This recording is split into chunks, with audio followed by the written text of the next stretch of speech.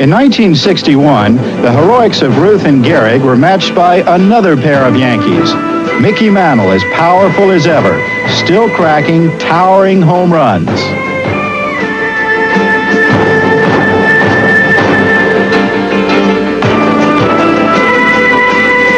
And Roger Maris, who did not hit them as far, but did hit them often, something he had not done with consistency until he arrived in Yankee Stadium the previous year.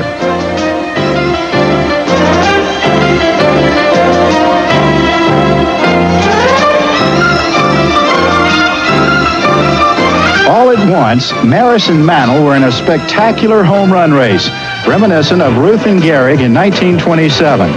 It was neck and neck until the final weeks when Maris pulled away. Mantle finished with 54, his best ever. Maris reached 59 and didn't stop there. Baltimore's Jack Fisher on the mound.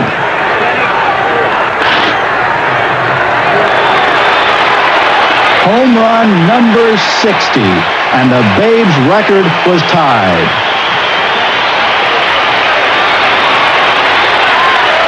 Record-breaking number 61 came off Boston's Tracy Stallard, and baseball's most coveted record now belonged to Roger Maris. We roomed together in 1961. We had a good competitive year as far as hitting the home runs. Mickey beat me the year before by one. We were both whittling back and forth.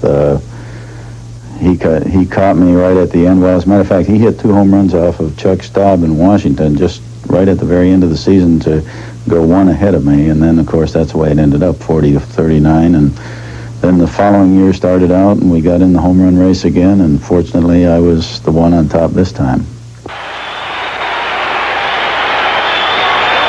A year later, in 1962, Ty Cobb's stolen base record was surpassed by Maury Wills of the Dodgers.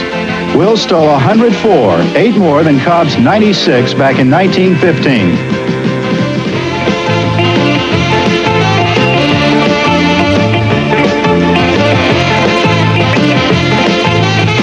The switch-hitting Dodger shortstop typified the Los Angeles teams of the early 60s. Speedy, scrappy, and smart.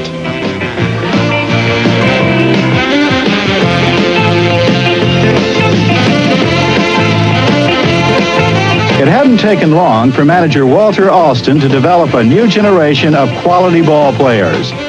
Don Drysdale was one of 2 pitchers who led the Dodgers to championships in 63 and 65.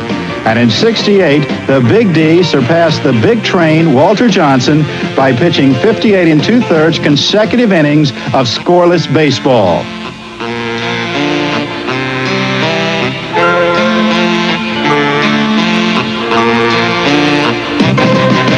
But the pitcher who got most of the attention was Sandy Koufax.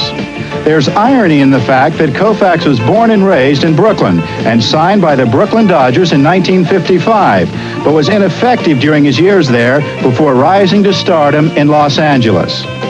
From 1962 to 66, 5 straight years, Koufax led the league in ERA, won 25 or more 3 times, broke Bob Feller's season strikeout record, hurled 4 no-hitters, including a perfect game, and struck out more batters in a World Series game than any man ever before, all in 5 seasons.